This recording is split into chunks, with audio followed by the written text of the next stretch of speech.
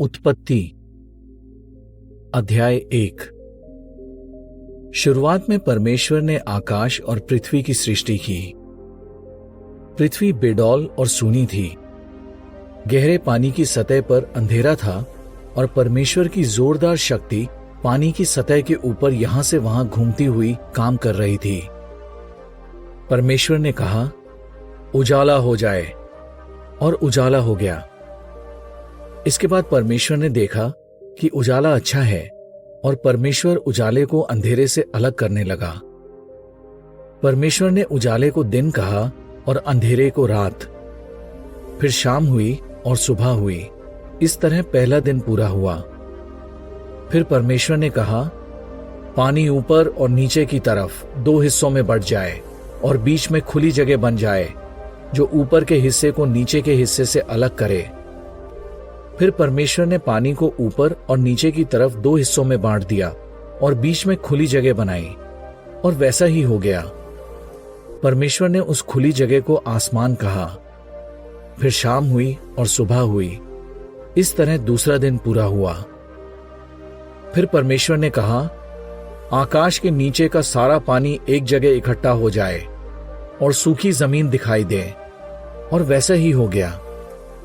परमेश्वर ने सूखी जमीन को धरती कहा, मगर जो पानी इकट्ठा हुआ था उसे समुंदर कहा, और परमेश्वर ने देखा कि यह अच्छा है।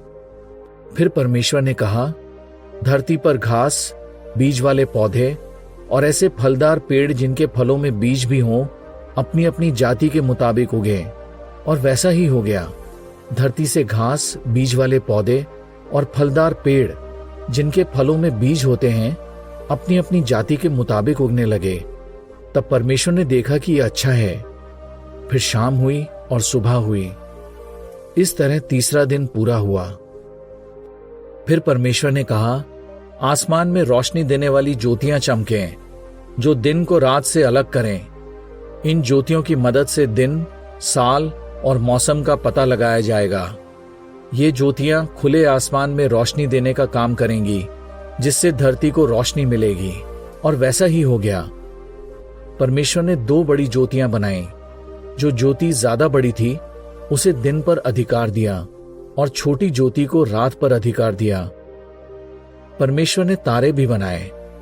इस तरह परमेश्वर ने उन्हें खुले आसमान में तैनात किया ताकि धरती को रोशनी मिले, दिन और रात पर इनका अधिकार हो और उजाले को अंधेरे से अलग करें।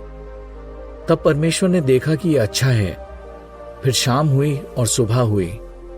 इस तरह चौथा दिन पूरा हुआ। फिर परमेश्वर ने कहा, पानी जीव जंतुओं के झुंडों से भर जाए और उड़ने वाले जीव धरती के ऊपर फैले आसमान में उड़ें। और परमेश्वर ने समुद्र में रहने वाले बड़े बड़े जंतुओं और तैरने वाले दूसरे जंतुओं को उनकी अपनी अपनी जाति के मुताबिक सिरजा, जो पानी में झुंड बनाकर रहते हैं।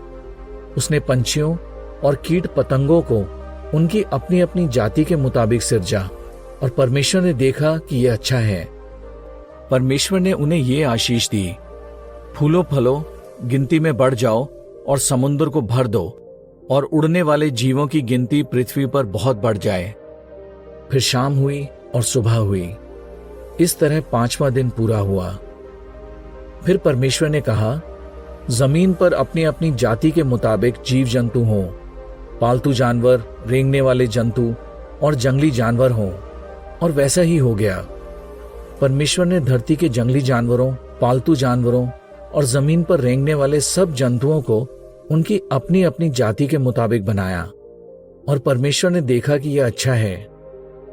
फिर परमेश्वर ने कहा, आओ हम इंसान को अपनी छवि में अपने जैसा बनाएं, और वो समुद्र की मछलियों, आसमान के पंछियों, पालतू जानवरों और जमीन पर रेंगने वाले सभी जंतुओं पर और सारी धरती पर अधिकार रखें।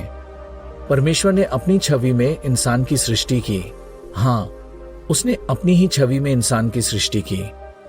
उसने उन्हें नर और नारी बनाया। फिर परमेश्वर ने उन्हें आशीष दी और उनसे कहा, फूलो फलो और गिनती में बढ़ जाओ, धरती को आबाद करो और इस पर अधिकार रखो।